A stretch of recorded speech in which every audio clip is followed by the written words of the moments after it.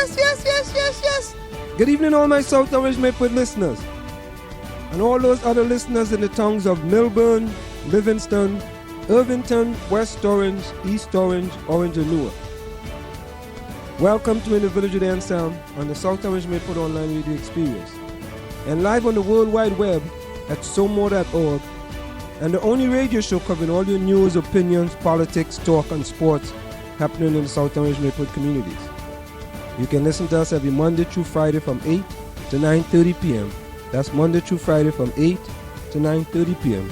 And reach us at 973-327-3626. That's 973-327-3626 to participate in the discussion. We have an interesting program lined up for you this evening, and I look forward to your participation in the discussion. Now tonight, ladies and gentlemen, we are going to be going outside of South Orange and Maplewood for two events that have happened over the past few days here in the United States of America. One was the horrifying moment of police brutality in New York City, and the other was also police brutality in California.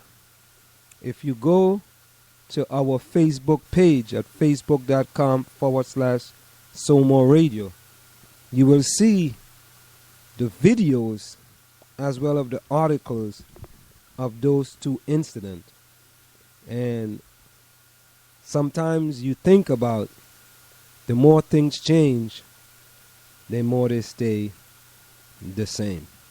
So we are going to be getting into that after we get into all the news that's covering South Orange and Maplewood. Then we're going to go outside and address these two police brutality situations that happened during the month of July. So let's go over to the maplewoodian.com and see what our good friend Joe Strupp has in store for us. Well, we're going to get into the report regarding former school superintendent Brian Osborne. As a matter of fact, let's go directly to that report. It's a report in the Wall Street Journal. New Jersey's salary cap is driving away superintendents. Experienced educators are taking higher paying positions in neighboring states. This is an article by Leslie Brody in the Wall Street Journal. Brian Osborne said he couldn't sleep some nights this spring as he wrestled with the idea of leaving his superintendent post in a growing New Jersey district to accept a job offer in New York. Dr. Osborne had steered South Orange Maplewood schools through significant changes and wanted to see his work continue to bear fruit. But he couldn't resist a job in New Rochelle, New York, with a base pay of $265,000 a year, or $87,500 more than he could earn in New Jersey under a salary cap that will hit him as soon as his contract expired on June the 30th. It was an incredibly difficult choice, he said. With Osborne's decision, 10 of the 43 districts in New York's Westchester County are now run by former New Jersey superintendents who left after Governor Chris Christie imposed the salary cap in February 2011, saying it will help limit sky-high property taxes. Mr. Christie said superintendents should earn more in base pay than his Mr. Christie said superintendent shouldn't earn more in base pay than his $175,000 salary, with exceptions for big cities and the potential for merit bonuses. He set a salary scale largely tied to a district's enrollment.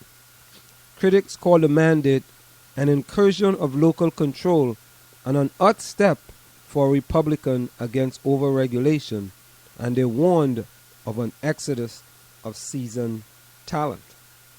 A recent survey by the New Jersey School Board Association found that 219 out of 561 districts have turnover among superintendents, sometimes more than once since the cap took effect. In 97 cases, districts cited the cap as the reasons for the leader's departure. Many headed to jobs in Pennsylvania, Connecticut, and New York. Some retired. The governor's spokesman, Michael Druinak, said the cap will be revisited when it sunsets in 2016. He wouldn't predict whether it might change. Superintendent salary packages have clearly become unjustifiable, in many cases outlandish, and have to be reined in, he said in an email. Superintendents have complained vehemently about the cap, and several challenged it unsuccessfully in court. The New Jersey Supreme Court said the cap fell within the state education department authority to review superintendent contract to weed out excessive prerequisites. You know, it's kind of funny that you look at the superintendents and the amount of monies that they make, and when you look at the taxes that we have to pay, we never get a reduction in our taxes in South Orange and Maplewood. We never do. And do we really